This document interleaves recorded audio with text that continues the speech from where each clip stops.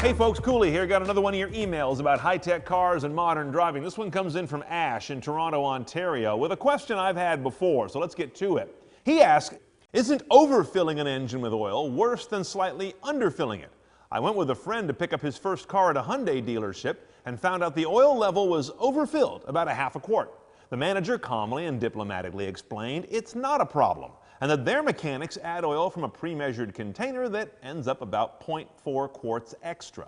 Am I missing something, or have modern cars changed the way they deal with overfilled sumps? P.S. he says, I'm a DIY enthusiast, I gathered that, and I've managed to keep my '01 BMW 530 running past 357,000 kilometers. That's like 220,000 miles. And that car looks pretty good, especially since you live where there's real winter. He says, I must be doing something right. Yes, indeed, you must.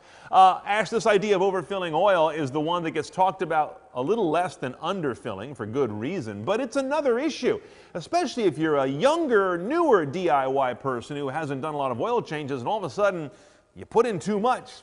Is that bad? Is there too much of a good thing? And if so, what do I do about it? These kind of questions come up from time to time. And I think we should explain it by first understanding why an overfill is even a thing. Let's go look at one of the engines to figure that out.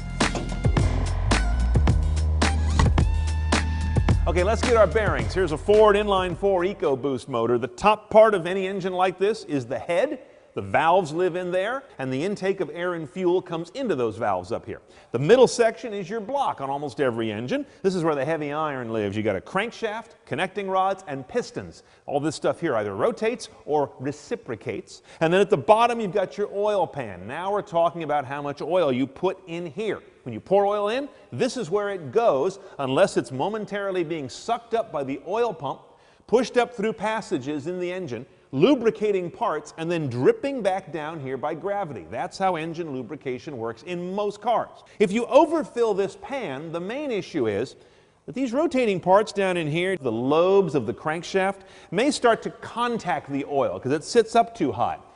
It's like beating cream into whipped cream. It starts to aerate and get foamy as opposed to liquidy, and it's not going to flow if you do that. That creates starvation of oil up here where it wants to be pumped to do its job. And that's the big problem with overfilling. Not that you so much have too much oil, but that you have oil in the wrong condition because you have too much oil. And it's literally a physical interference problem.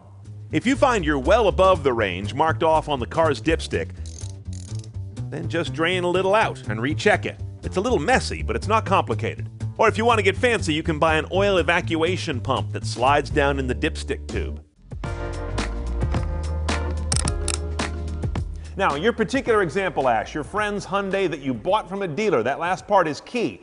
Hyundai dealers and their factory have zero incentive to destroy cars they're selling you. They'd be on the hook for an expensive repair because Hyundai has the longest powertrain warranty in the entire business. And I'm assuming this is a CPO car, so it would still be under factory warranty, and that warranty anyway is transferable from the first owner. So no matter what, this is going to be Hyundai's problem. They don't want to mess up engines that they're selling you. So that's double insurance that I think you're fine with a 0.4 or so quart overfill.